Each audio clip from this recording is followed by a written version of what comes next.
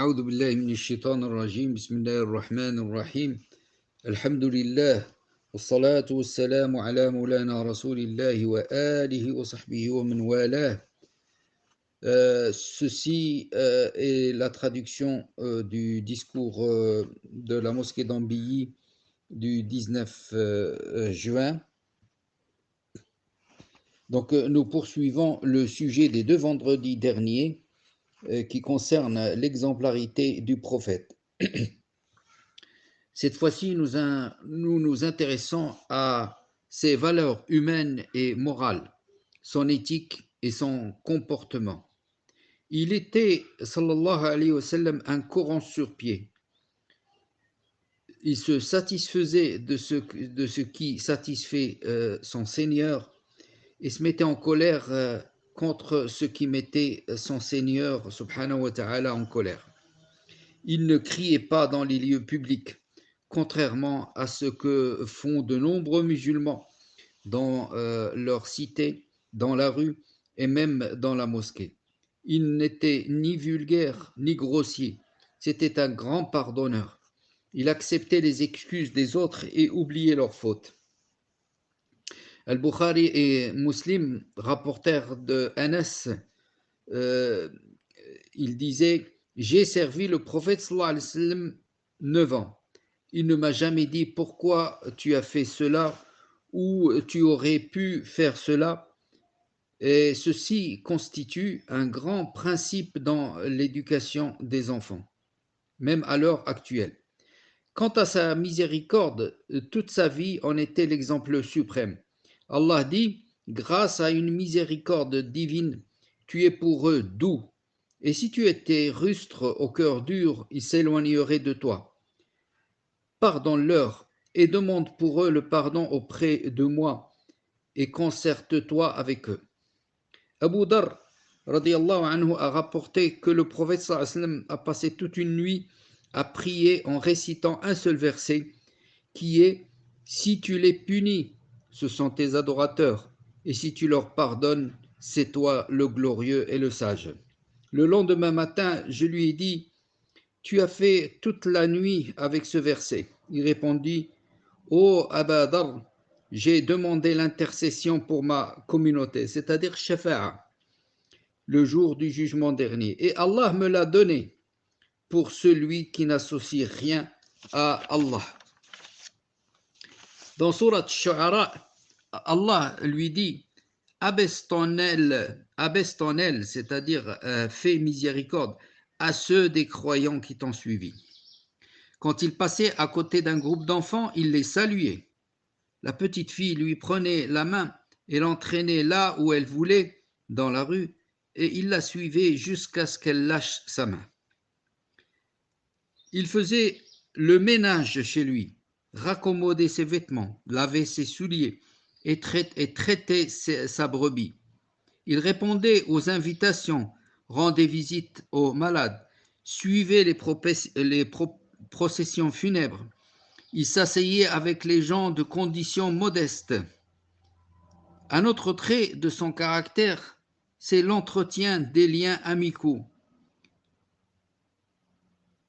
Al-Bukhari rapporte de Aïcha, qui disait: je n'ai jamais été aussi jalouse vis-à-vis des femmes du prophète autant que vis-à-vis de Khadija, et je ne l'avais jamais vue. Mais le prophète la citait beaucoup et parfois égorgé une brebis, il la distribuait à ses amis, aux amis de Khadija, aux anciens amis de Khadija, en mémoire de Khadija.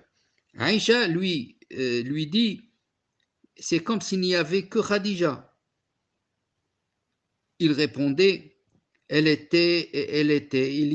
Il énumérait toutes ses qualités et les grâces dont elle l'a comblé de son vivant. Puis il disait: et mes enfants viennent d'elle, viennent de Khadija. Le prophète sallallahu alayhi wa sallam était très généreux. Abdullah ibn Abbas disait que le prophète était le plus généreux parmi les gens. Il ne savait pas dire non. Un jour, un bédouin vient le solliciter. il lui accorde un troupeau qui avait comblé l'espace entre deux montagnes.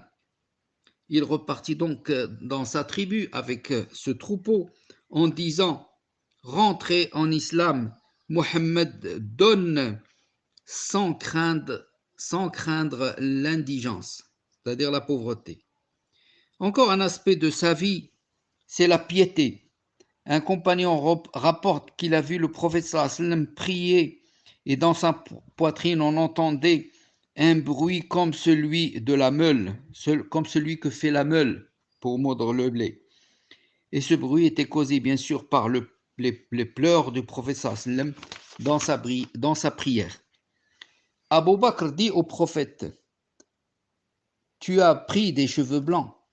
Le prophète sallam répondit: c'est à cause des sourates Hud, Al-Waqi'a, Al-Mursalat, Amma, Al-Takwir. Dans un autre hadith, Hud et ses sœurs, donc ce sont les sourates qu'on vient de citer, Hud et ses sœurs m'ont donné des cheveux blancs. Un autre aspect, et c'est parce que ces sourates comportent beaucoup, parlent beaucoup de l'au-delà, du paradis, de l'enfer, etc. Un autre aspect de son comportement, à part les pleurs, c'est son sourire, son silence, son éloquence et la clarté de son discours, à tel point qu'on pouvait compter mot à mot. Et il répétait ce qu'il disait 3 fois. Il riait de ce qui faisait rire tout le monde. Il n'éclatait pas de rire, mais souriait à pleines dents. Il pleurait également des choses qui attristent tout le monde, notamment les décès.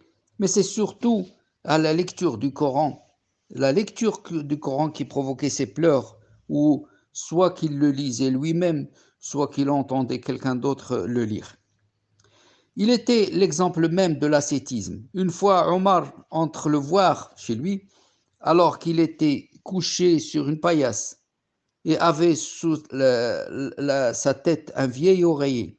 La paillasse a laissé des traces sur la peau du prophète sallam et Omar se mit à pleurer. Le prophète sallam le questionne à propos de: qu'est-ce qui te fait pleurer, Omar? Omar dit: quand on voit Kesroès, c'est-à-dire le roi de Perse, et César possédaient tant de richesses, et toi tu es dans cette condition-là, alors le prophète sallam lui dit: tu n'aimerais pas que la vie d'ici-bas soit pour eux et que l'au-delà soit pour nous? Voici donc succinctement ce qui nous amène les aspects de l'exemplarité du prophète sallam. S'il reste encore du temps les prochains vendredis, on pourra s'y intéresser encore de façon plus exhaustive.